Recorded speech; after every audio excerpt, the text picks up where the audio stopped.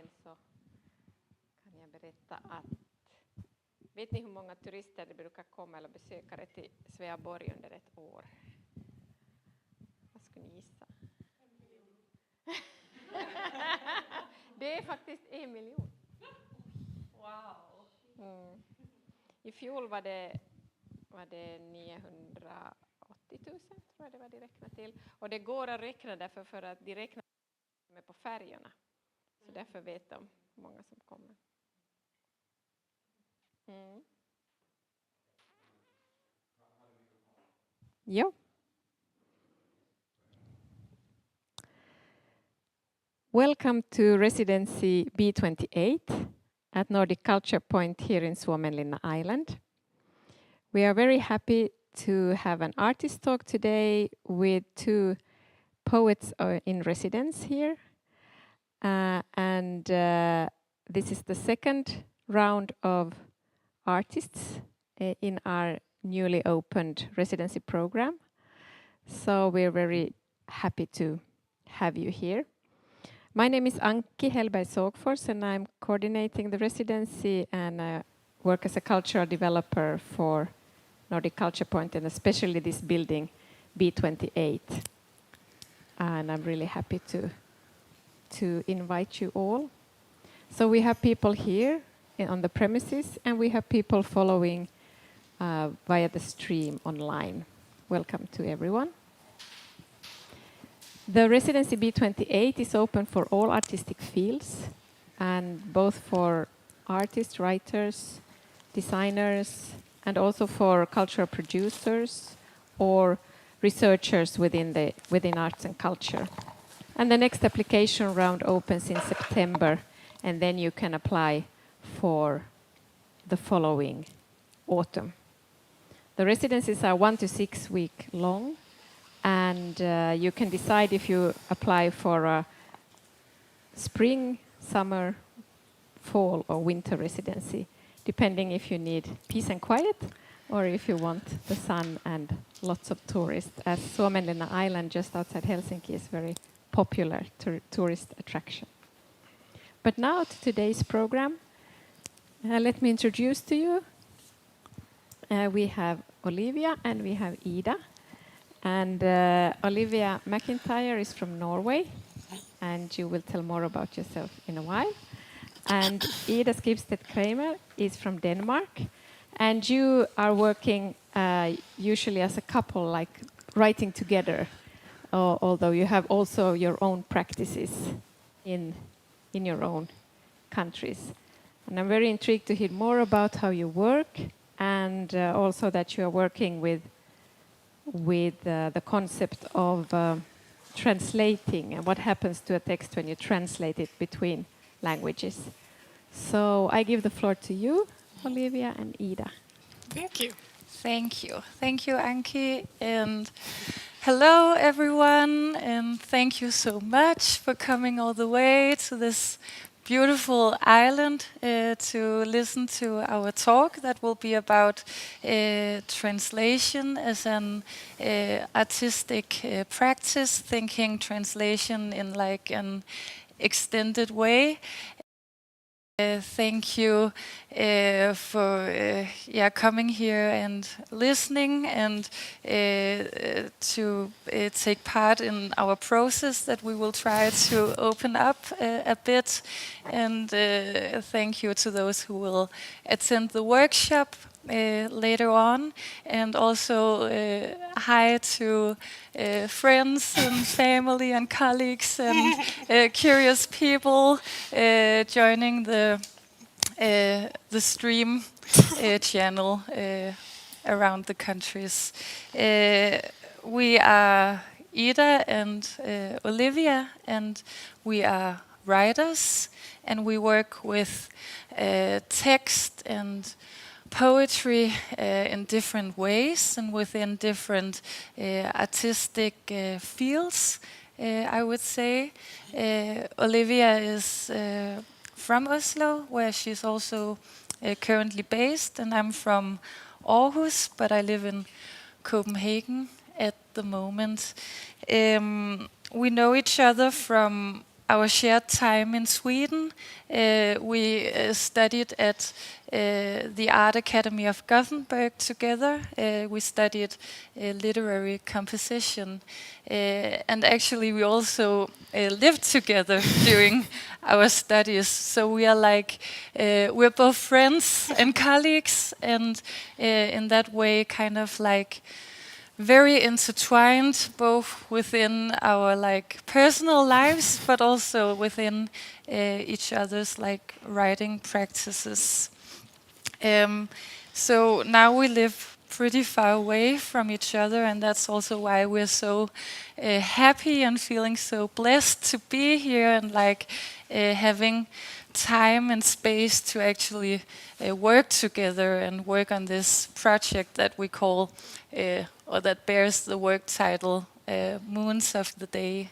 Let's see if it will continue that way. Yeah, we feel absolutely honored to be here. We can't express it enough, and yeah, it's such a pleasure being here, and we have been so warmly, heartily welcomed by the island and the Nordic Culture Point, and yeah, and especially you, Anki, taking so generously care of us. So thank you so much. So for the next hour, we will try to introduce the process for you. We're still in the very early stages, you must say, but we will try to open up, and if something is like unclear, please let us know, because it's still pretty new to us as well. It might be unclear to us as well. Yeah, exactly. So bear over, and let's try to make this as much of an open dialogue that we possibly can. Yeah, but we will try to like introduce to you the concept that we have developed so far within translation. Then we will do a reading, which will be in Danish and Norwegian. So to those of you who might not understand the languages, take it as like maybe a musical experience or some kind of soundscape, don't know, or just drill into the different languages. And then we will have a little talking about like things that we are wondering about, maybe some of the obstacles and problems that have occurred so far, some of the revelations maybe. Yeah, let's see where it takes us. Yes. Yeah. Good. A great introduction. I will try to sort of outline the method that we've built, and we've tried to like create quite strict routine, maybe, and also just some kind of like a doctrine of how we relate to translation in our artistic practice. So I've written some things down that I'm going to read to you. Firstly, to use translation as a method to understand each other across different languages, both in respect to our mother tongues, but also our literary expression. To push the text to evolve, to see our own text clearer or in a new way, and to see what may happen in the transitions and exchanges, and simply to write through the other person.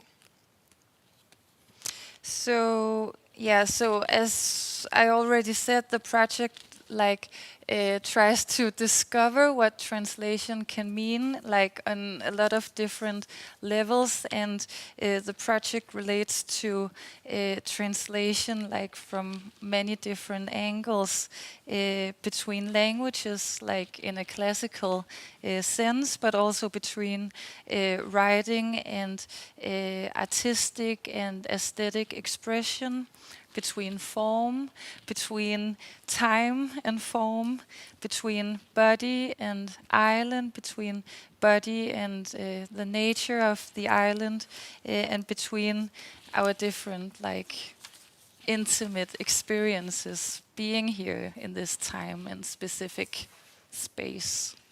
Yes. there's a lot we try to cover in one project. Yeah. And then now I'm gonna like try to go through the routine that we've had to sort of give an overview of how we've been working for the past, well, week. But it's been each day quite intense. Yeah, and it's beginning to make sense to us. So let's see if it makes sense to you as well. So firstly, I'm gonna like show it to you here. We've tried to make a visual presentation. These are also the papers that we've been writing on and giving each other, but I'll explain. So firstly, we would each like separately write 3 poems or texts, pieces of paper. So it's these 3, and then we would give them to the other, and the other would translate them in like the pretty like classical, straightforward sense between Norwegian and Danish. And then the translator would look at the 3 texts and then like compress it into one single text, which is this one. And they could, we were like very free. You could change all the things you wanted to change and leave the things you wanted to leave. And then that would be given back to the original writer to translate back into their language. So it's like Norwegian, Danish, Danish, Norwegian. And this is also happening on this side. And we did this process 3 times so far.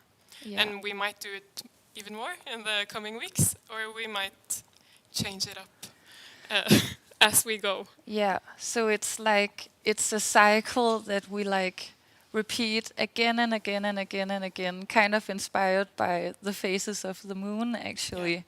And and I mean, like the repetition thing is what becomes the text in a way. So you will experience like a lot of loops and and images like bending into each other and repeating itself again and again. Yeah, and we're also very mid-process still.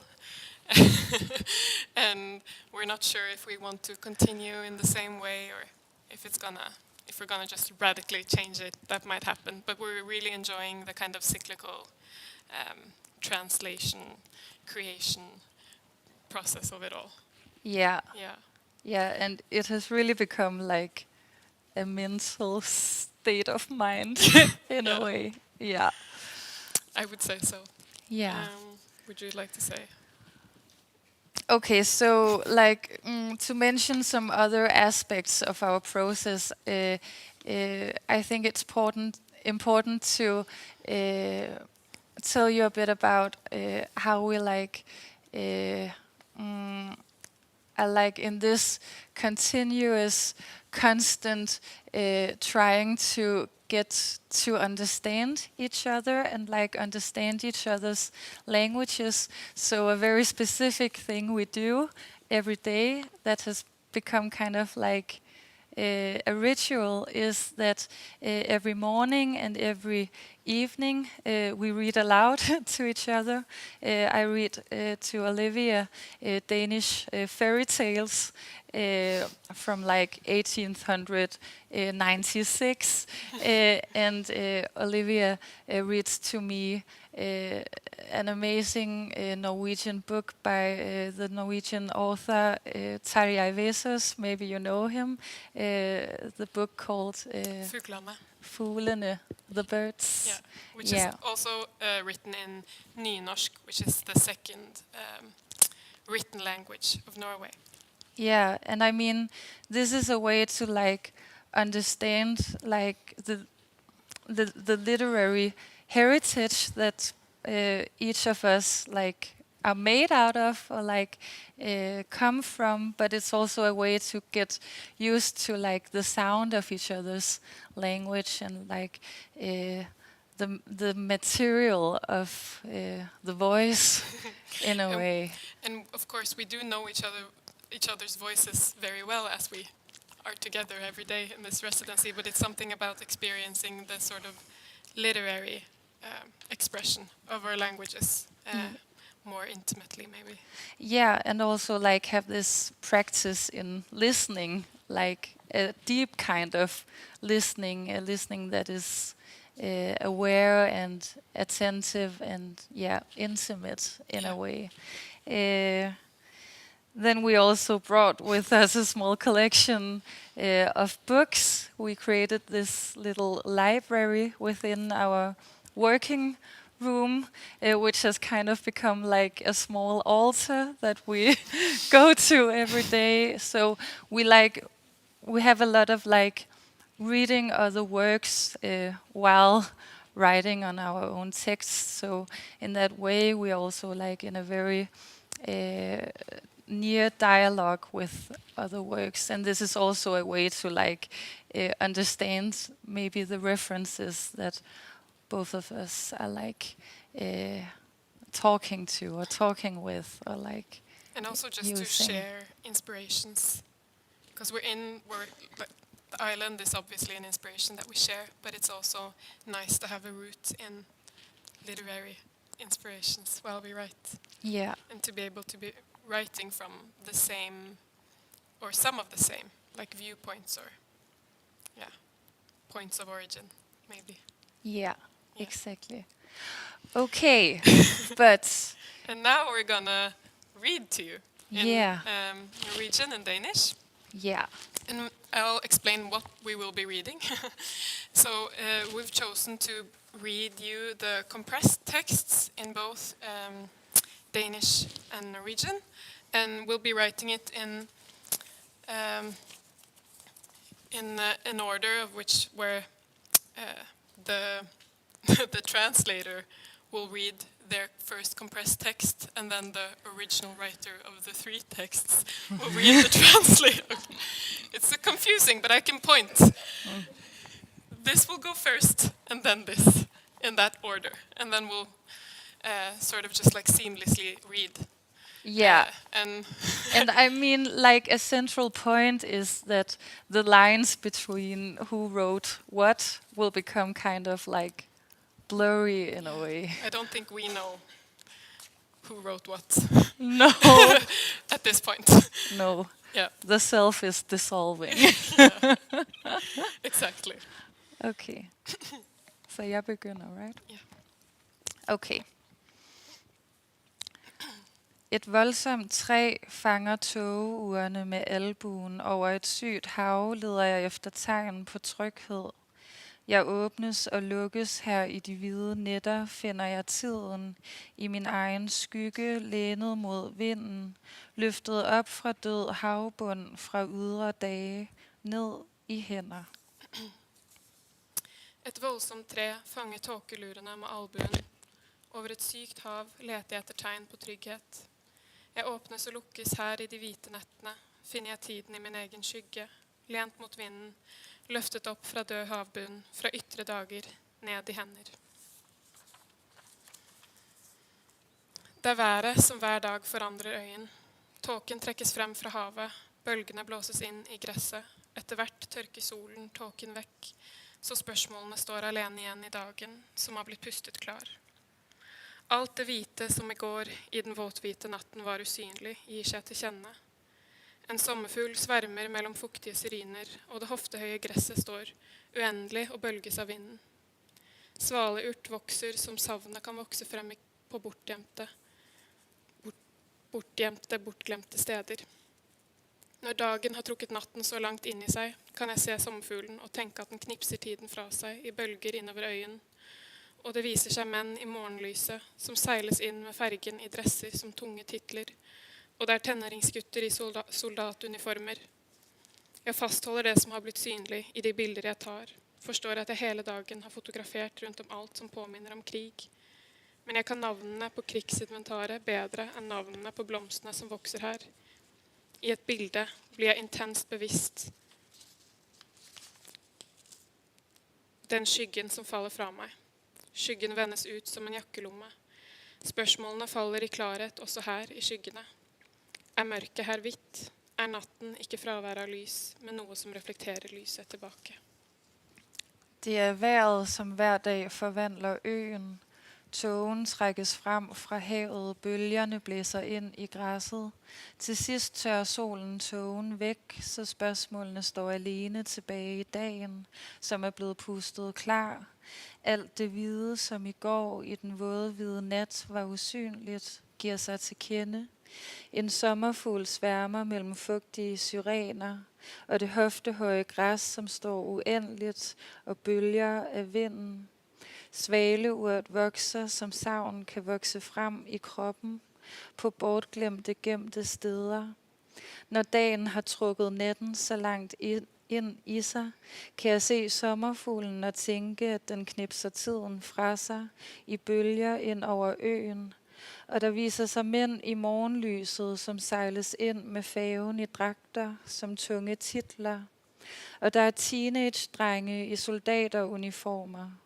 Jeg fastholder det, som er blevet synligt i de billeder, jeg tager. Forstår, at jeg hele dagen har fotograferet udenom alt, som påminder om krig. Men jeg kan navnene på krigsinventaret bedre end navnene på blomsterne, som vokser her. I et billede bliver jeg intenst bevidst om skyggen, som falder fra mig. Skyggen vendes ud som en jakkelomme. Spørgsmålene falder i klarhed også her i skyggerne. Er mørket her hvidt? Er natten ikke fraværet af lys, men noget, som reflekterer lyset tilbage? Det drypper mælkehvid nat fra kranen mellem solen og den hvide betonvælving, tager min veninde sig ind til mig. I natten lover hun mig, at tiden findes, men vi finder den ikke i farverne. Det sidrer svagt i vandglasset over et sygt hav, leder jeg efter tegn på tryghed. Løftet op fra død havbund, ruller togetrækket mod stenmassen, fanges ind og sluges ind i stammen. Træet har fundet ly og fanger lyde. Jeg vil med ind til stilheden, men jeg er i et hus, hvor urværket tikker flerstemmigt, hvor viseren åbner og lukker mig frem og tilbage. Det drypper mælkehvit natt fra kranen.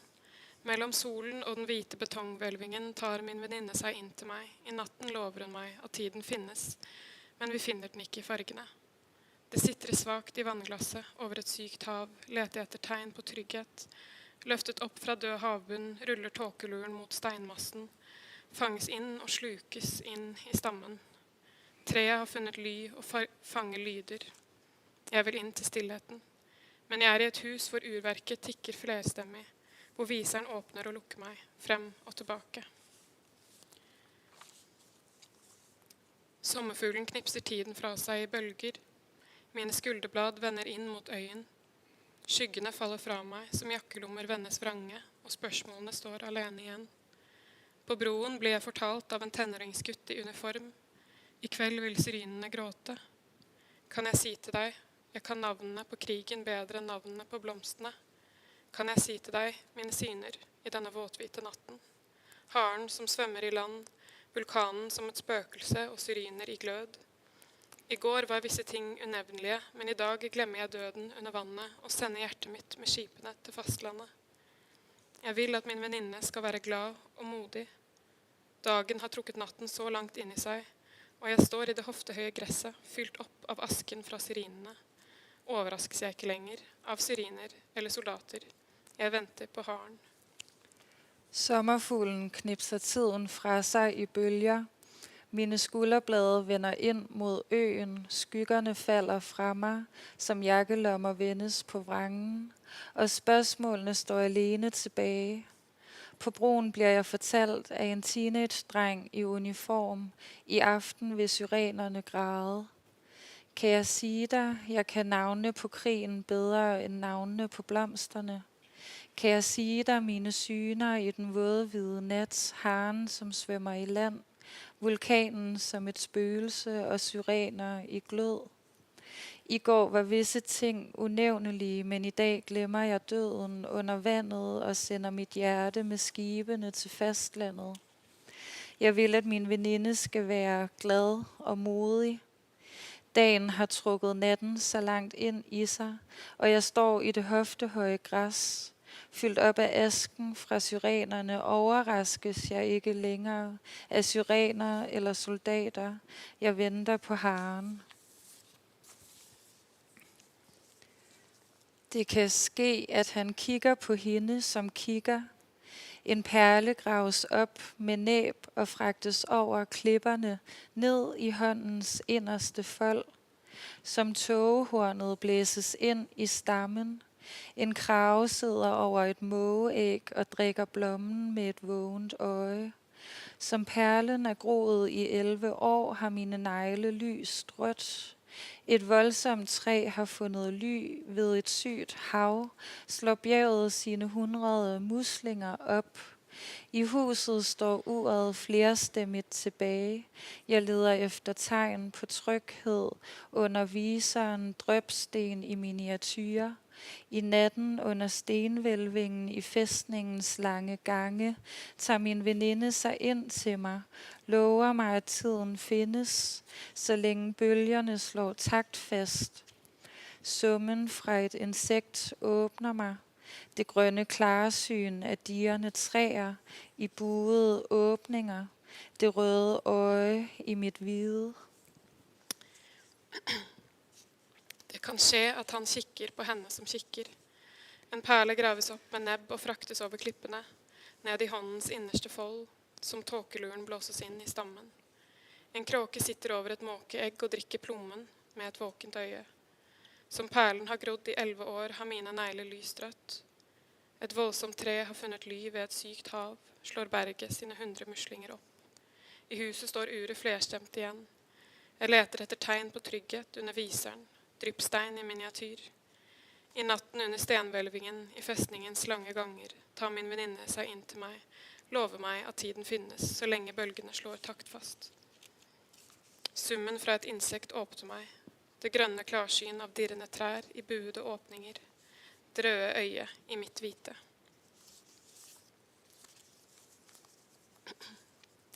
Nå piercer sola seg inn i dagen, og bukta fylles av menn. Jeg kler meg i gjessens farger, i stripete truser. Der kommer fuglevingene, dine øyenvipper. Jeg puster inn i kanonenes munn, og det blir storm i mitt hår. Øya hjemsøkes av tanker fra fastlandet. Jeg forsøker å fange dem som fluer. De faller som svarte prikker på bordet. Jeg har sett et mord i syrinbusken. Nå ligger eggeskallene igjen ved terskelen til mitt hus. Syrinene strekker seg fra alle steder som lukkede hender, der det inni har blitt formørket. Min venninne på båten i det jeansblå lyset spør hvem jeg er for henne nå i dag, men ikke i kveld. Det blir for sent. Rutene må samle seg i sitt mønster. Fuglene må bli rolige, og mennene må vende hjem fra bukta.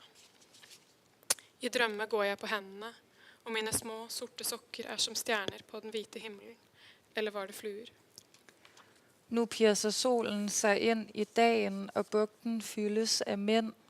Jeg klæder mig i gæssenes farver i stribede trusser. Der kommer fuglevingerne, dine øjenvipper. Jeg puster ind i kanonens mund, og det stormer i mit hår. Øen hjemsøges af tanker fra fastlandet. Jeg forsøger at fange dem som fluer. De falder som sorte prikker på bordet. Jeg har set et mord i syrenbusken. Nu ligger æggeskallerne tilbage ved tærsklen til mit hus. Syrenerne strækker sig fra alle steder som lukkede hænder, der indeni er blevet formørket. Min veninde på båden i det jeansblå lys spørger, hvem jeg er for hende nu i dag. Men ikke i aften, det bliver for sent. Roderne må samle sig i sit mønster, fuglene må blive rolige, og mændene vende hjem fra bugten. I drømme går jeg på hænder, og mine små sorte sokker er som stjerner på den hvide himmel, eller var det fluer? Tak.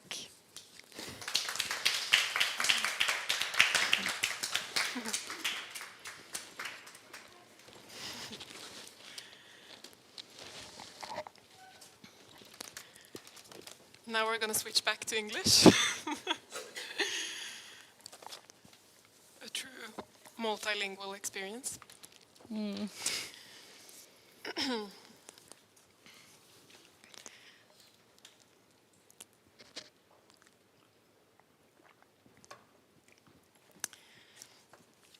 wanted to start by kind of almost addressing the different practices that we come from, and that like my practice is mostly solitary, like extremely solitary. I don't work with anyone else but Ida, and have never really worked with anyone in that way.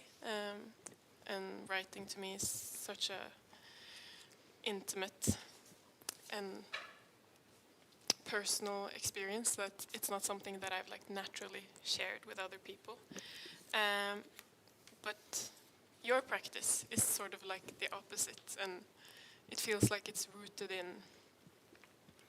in collaborating with other people, and that's where you sort of find your voice, is in connection with other people or in dialogue with other people who also write, but also in different practices.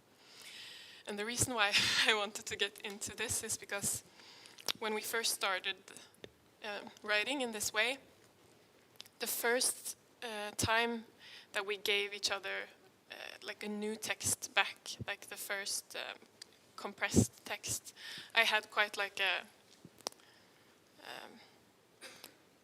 quite like, not overwhelming, but just like a presence of discomfort reading it, like I felt something had been taken from me. And that was sort of, maybe I didn't really expect to have that reaction, and it also quickly passed, luckily. But I had it, and I think it comes from being so used to being alone in the writing. And I wondered if you had any thoughts on that, or if you had a different kind of emotional experience to the transaction, if you could use such a clinical or cynical expression. Yeah. Yeah, it is really interesting because, yeah, it's true what you're telling me, though maybe it's not something I think so much about, that I always kind of like end up working with other people. It's like I'm always like drawn into collaborations with other people, and I think it's something that happens like very intuitive to me. It's something, yeah. I don't know, maybe it's because I'm the only child of my mother and I always had to like seek company, and this is something that is like continuing into my artistic practice. I don't know, having someone to play with. I don't know. And maybe also I think it comes from a deep longing to not like be alone with my voice and my images and my language and my memories and my emotions in a way. So I always like end up in these collaborations. But I mean, it's also something I seek to do because I think to my practice it's necessary, because it makes me, first of all, it makes me more like aware of my own language, maybe like sentence structures or images that I can tend to like take for granted. I get like witnessed in a way, which I think is very important, like during a creative process, like being willing to like be changed by the other in a way. Yeah. So, but in relation to this process in particular, I think working with language and poetry, I probably sometimes tend to be a bit rowdy. Like I really like to experiment and see myself in this kind of laboratory situation or space where everything is possible and everything is to be questioned and to be deconstructed, also in a way to build up again. And like I like to move in between like the ruins of language in a way.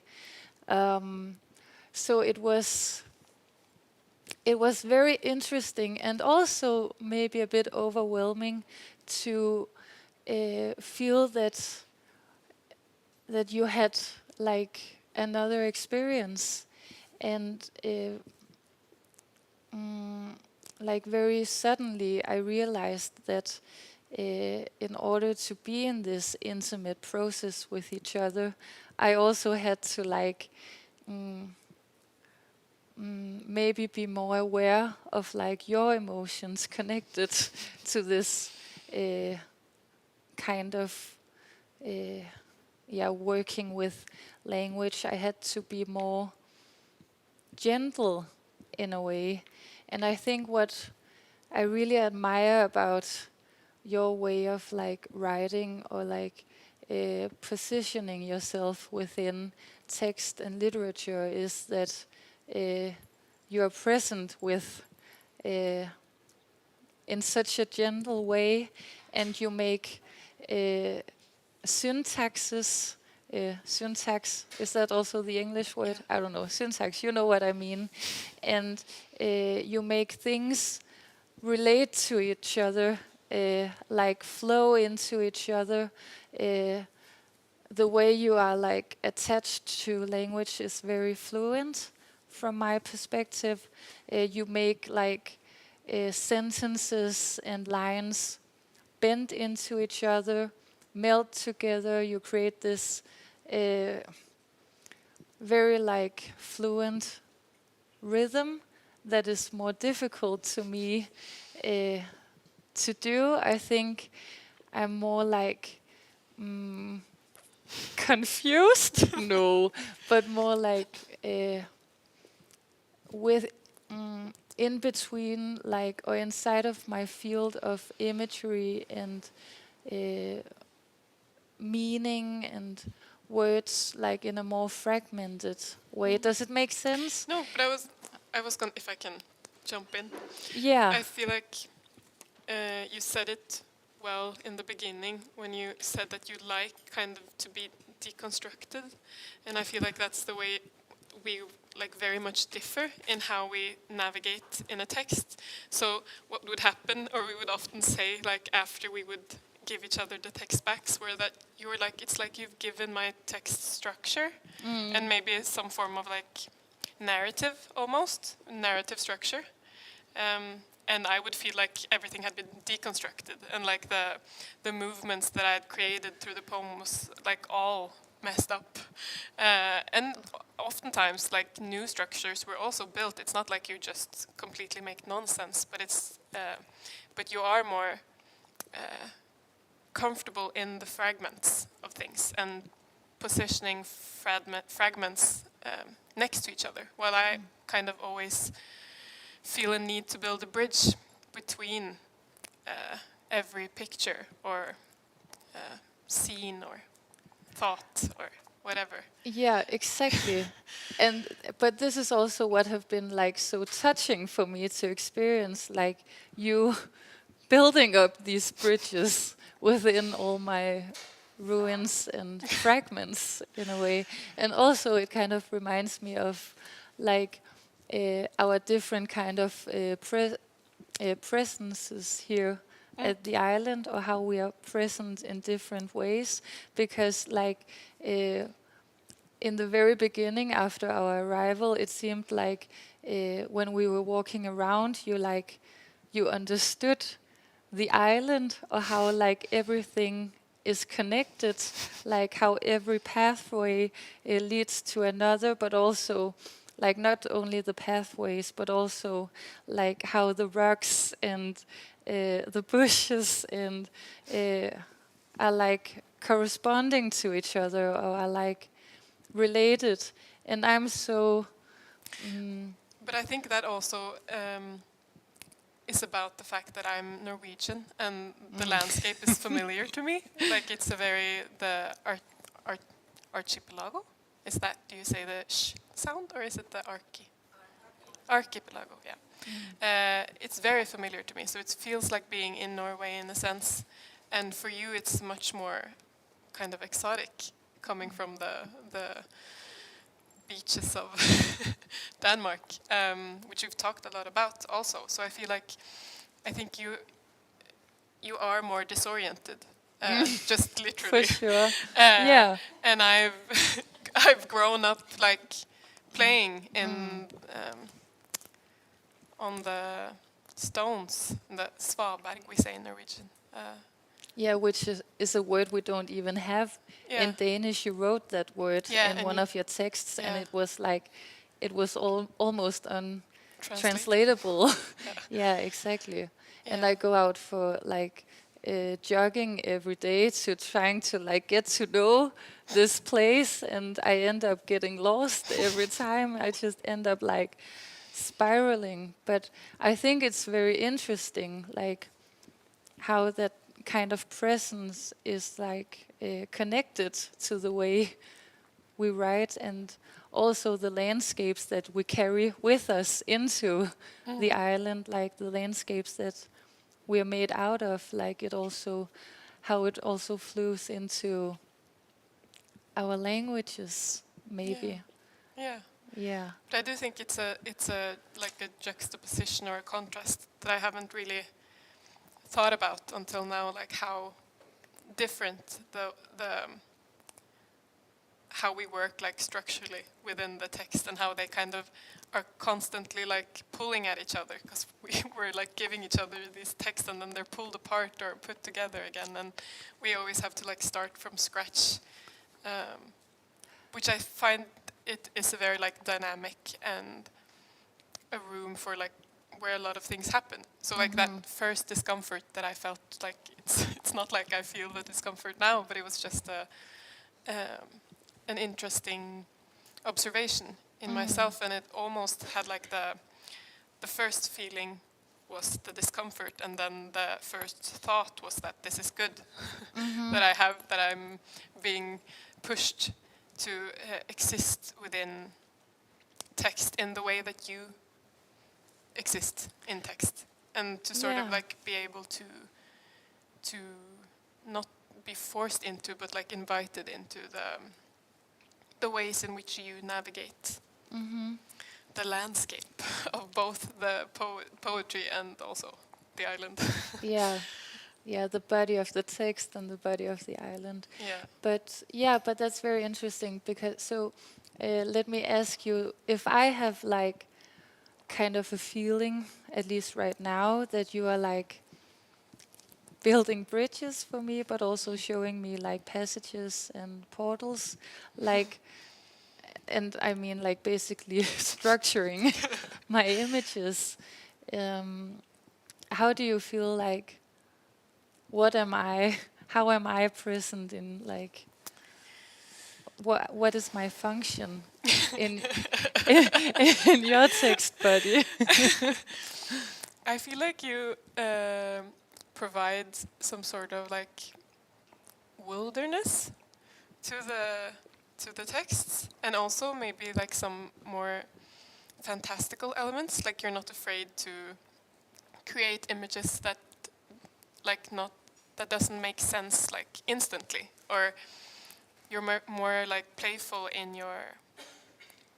It's more like mythological almost, which I enjoy, and I also like have noticed in the text that I've also become more comfortable with playing with what a creature is, or how they exist on the island and what they do in a way that I think exists in me from before, but structure also exists in you from before, but that it sort of fuels it and gives it more space. And also, you said ruins of language, which feels a bit grim maybe, but also true, but that you can experience a piece of lost architecture or a piece of text, and you don't have to see the entire picture to have a beautiful experience of something. And I feel like that's one of the things that you give to me in the process, Yeah. I would say. But it seems like I think that we are like creating this space or this universe between us that seems like kind of mystic, but also mythological in a way. Yeah. I don't know if you agree. No, I think And that that- the texts that we have so far are extremely mystic or like esoteric almost, and Also to us. like things that make like so much sense to us, I don't think makes any sense to a reader or a listener, like at least not instantly. Like there are a lot of like, we also like walk around and talk and experience and witness stuff happening on the island, and then we write about it and we recognize the scene, but it's construed or deconstructed or changed in a way that it still makes sense to us. So I feel like that's also like maybe almost like a blind spot that we can fall into, which is that we have all these layers of meaning present like between us and in the place that we're at. And I hope that the text can mirror that in some way Yeah. while we continue working on them. Yeah, definitely. But it seems like there's like a contact to the weird and the eerie in a way, which happened without like us actively No. deciding it or like No. seeking it, but it just happened. And I wonder if it's also this experience of time that is present here at the island, that it's like walking around in this like very deep geological time, but also kind of being absorbed by time or like disintegrated into time as we spend But more and also more just days the here. elements of the fortress and the buildings Exactly. here. And, Yeah, there are so many like time layers yeah. present, like historically, but also I think the eerie vibes also comes from just like the ghost stories that we've been hearing, and that like that was one of the first things that like Anki told us when we met was a ghost story, and then I think that really like set the mood for how we viewed the island and being here, and like we're constantly like listening and. Was that it? Was that a ghost? yeah, it all began with the hair and the ghost. Yeah, that's true. Yeah. Yeah. Okay, so Should we talk a bit about the form? yeah, I before think we- so. So in the very early beginning of our process, you came up with this very brilliant idea of a concept, of form, which is inspired by the Victorian love letters. And it's my impression that the conceptual part of your writing plays like a big role, like in general, and I'm very fascinated in like the way you connect text and like the physical, tactile experience of a work, how they are like so intertwined. For me, I think it happens to occur later in the process, like in my writing process, than it does to you.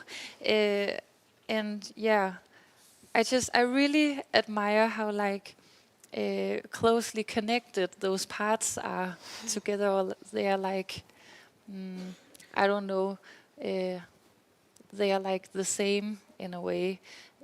So I was just wondering if you could say something about that, like the way you think in concepts when writing, but also like maybe something about the form that we chose as Yeah. well, and why it ended up being this Victorian love letter. letter. Yeah. Yeah. I can explain the form, but I'll first answer your question or thought. Yeah. It's so funny because like I do understand and like recognize myself in what you're saying, and at the same time I have this like resistance towards like any use of the word like conceptual or concept, and I become like, oh no, am I doing, is it a concept? Or but then it is, so that's fine. I'll have to accept that I think conceptually maybe. But yeah, I feel like I've always been super interested in just like how books look, and like probably during like our studies, I also became more interested in how they could look different, and in like in that process, I think I sort of like saw the book being this kind of not just something that the visual design of a text is not just something that mirrors the content of the book or the text or the work, but it also is something that informs the text and that can give pointers or inspirations even to how to continue. And I feel like if you are going to work more experimentally with text, then how you're going to like shape it and format it is going to be like vital to how you write it. And I feel like you can also lose a lot if you decide to figure that out later. It can be something that like pushes and pulls. And I just find it very poetic that the visual aspect of a text can be in dialogue with the text. So this like Victorian love letter, which is like this folded piece of paper, and you can. There's a lot to say about what we've thought about this, but you fold it out like this, and then you can like pull it apart, and then here we have. This is just like a prototype. This is not our text. Then we've like figured out that we want the end result to be one Danish poem and one Norwegian poem side by side, and that they will be next to each other like this. And then on the other side we'll have some pictures from the island and from our time here. And it's also like possible to fold it out in many different ways. It sort of just like twists back into shape, or does it? It's always a bit like Tricky. yeah, but that's the fun part. Yeah. And you can like fold it out and look at the different pictures. Now it's just the same picture because this is not done, but it looks like this. And I think what we found very amusing kind of with the form is that it can like resemble so many things, and also like we haven't decided on like the color of the paper or the color of the writing or even the title of the project yet. But so we also have this like dark gray here that we're considering. Yeah, And it reminds us of the color of the rocks. yeah, the color specifically of the rocks right outside of our door into the building. Yeah. Most of the rocks here are pretty like beige, but it also like reminds us of wings, bird wings, and also of flowers, like the shape of an open flower when it's like this, and waves. And also there's a lot, we've talked a lot about like time folds and time pockets and in the poetry, and also today. And it feels like it's this like it's just folds of time and folds of poetry and experiences, and it felt like it suited the text and the project very well. And also the fact that it can be kind of like a small amulet from the island. And we were like looking at like the possibilities of like, could we pick flowers here and dry them? And then we read that it's sort of like encouraged not to pick flowers on the island and to let the ecosystem be. But we're very like amulet-y, souvenir-y people. I pick rocks everywhere, and we also kind of see the little love letter as an amulet we can take from the island. That feels like it's a part of the island, even though we will leave everything as is. Yeah, but we're still wondering if it should like carry something Inside. Yeah. Because it can also be a container. There's like room for something here. Like I've actually folded a lot of these and had jewelry in them as a way of storing jewelry. Really? Yeah. I've folded a lot of these in my day. Yeah. So yeah, I think that's the gist of the concept and the idea. But yeah, we haven't decided on anything except the form. Yeah. Which is also like a translation.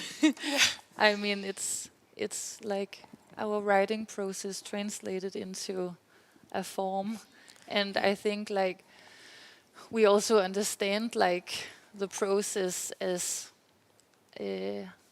with a container metaphor, like carrier bag metaphor, that we are like gathering all these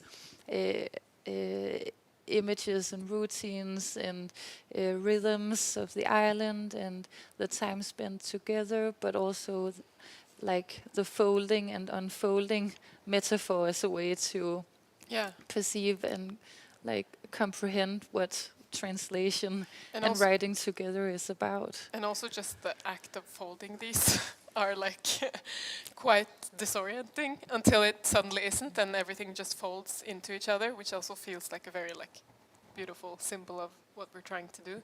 And I also forgot that this is like I've just started folding this other test, and then you can kind of see clearer, because when it's folded it becomes a bit more rocky landscape. But yeah, this is also something that we're considering for the design, you could say. But the folds feel also very like protective. Like you're like folding together this little piece of you or of us that feels like it's being taken care of within itself, in a way. And also just the fact that text is almost always like two-dimensional, and trying to like give it some shape and work structurally, like literally, not just literary. And I feel like poems are kind of like small letters in a way, and that's also what we're doing. We're like sending and receiving, and That's true. Back and forth. Yeah. Is it our... Yeah, it's exactly 2. Okay. So maybe we should just open up a little bit and ask if you have like any questions, maybe, within the audience. Yeah? Martha? I don't have a question, but I have a comment. It just came to my mind. It's almost like you have created a third person, like a combination of you two that would be sitting right there at the coffee table. It's so funny. You have been working out like It does feel like that in the poems when we read them. It feels like it's a third someone. Like you said that you had to give up part of yourself. And it just it just slipped my mind. That's all I wanted to say. Yeah. No, thank you so much for mentioning that. Yeah, it really makes sense to me as well. Yeah. It seems like there's like an invisible like character or voice in a way that is present and also like connecting us all the time. Yeah. And also the fact that there will be like this one poem in Norwegian and this one poem in Danish, but the poems will be by the two of us either way, because they will have been like so, or by the third party. Yeah. Yeah. Did you have a? Yeah, just a little thought on sort of your writing process. So you both write first in your mother tongue and then you pass your text on to the other person who sort of not just translates it but rewrites it. And you both, of course, operate within the Scandinavian languages, but has there been any moment during this process where you have felt that the other person is not just sort of reinterpreting and rewriting, but actually that something has gone like lost in translation? And how do you navigate those instances? Yeah, this happens all the time. Actually, you had this image of the fog. Wait, the foghorn, or the fog? Yeah, the foghorn. Yeah. Yeah, Yeah. which I kept translating in a wrong way. So I kept on like passing on this glitch to you. Which also I didn't really pick up, or I think because even though we do this together, the whole like translating and the writing we do separately. So we just like pass it on, and then maybe we'll ask like a quick question, like that word, is that what that means? So it's easy to lose stuff, and then you sort of think about, is that the right one? And then you let it go, and then suddenly I had like, the word that you're writing, tåketrikke, in Danish, or yeah, you can say it in Danish, but tåketrikke, is that the word for what I'm writing? And then she was like, no. So I wasn't, also my translating got kind of sloppy, because I could have used that better, because she had sort of like reshaped it into something quite interesting, like an interesting picture, which went from a foghorn to like a fog trick, like a fog, a fog trick. Yeah. And that could have been very fun to work with. But I just didn't. I just continued translating it to foghorn, because I assumed that was the word. And you also translated it earlier in the process to something else, which was fog clocks. Yeah. So that word was apparently very unfamiliar. But it's a very beautiful Norwegian word, tåkelurn. It can also be called tåkehorn and tåkesignal, but I just think that the lur, which is the mythological kind of instrument, as well as the horn. Yeah. Yeah, but you have this Norwegian word, the verb at lura. Yeah. Yeah. Which is a trick, which is to trick someone. So it's very intertwined. Yeah, so I thought it was something about like det man lurede, the fuck was teasing, or like being a trickster, or like this monstrous creature like coming to the island. But I think it's very like stimulating what happens in the glitch of a translation. I mean, in the glitches, like that's really where like the new images and the new sentence structures are like. Yeah, I feel like it was a lost created. opportunity. That glitch, and we will probably work around it or bring it in somehow, because it is a very like potent image that fits the project very well, I think. Yeah, definitely. Yeah, I really like the image of like a fog clock. And the fog trickster. Yeah. It's a good image. Yeah. Was there any other? I'm not sure. I think that was the really like huge one that could have. But also Svaberget. Yeah, which is not a word in Danish. Yeah. And it is a word in Swedish. Svaberg. Svaberg. It's the stones by the. Yeah, but we have klipper in Norwegian, but Svaberg is like, the smaller, rounder, oftentimes the beige, soft stones by the water that you can to lay on the Svaberg is like a. I can't think of a word in Swedish for No? it. But we have to to It's a explore. good word. It's a good, but I wasn't really. I kind of want to figure out why it's called spa, but I think it's something with sval that it's like. I don't have to get into the etymology of that right now, but it's a funny word, and it also loses something. Steinmassen, which was a good translation, I think, into Danish, which is like But- stone mass. But vague still. Vague, yeah, Yeah. and colder. Svalbard is a much like warmer. This warmer associations to it than Steinmassen, in my opinion. Is there any other questions? We're over the time, so it's perfectly fine. Yeah. We've Yeah, been talking maybe- a lot. Maybe we can wrap it up. Yeah, of course. I'm really happy. Thank you for the conversation. Thank you for opening up the structure for us. It's a really interesting structure and a beautiful one, as we can see.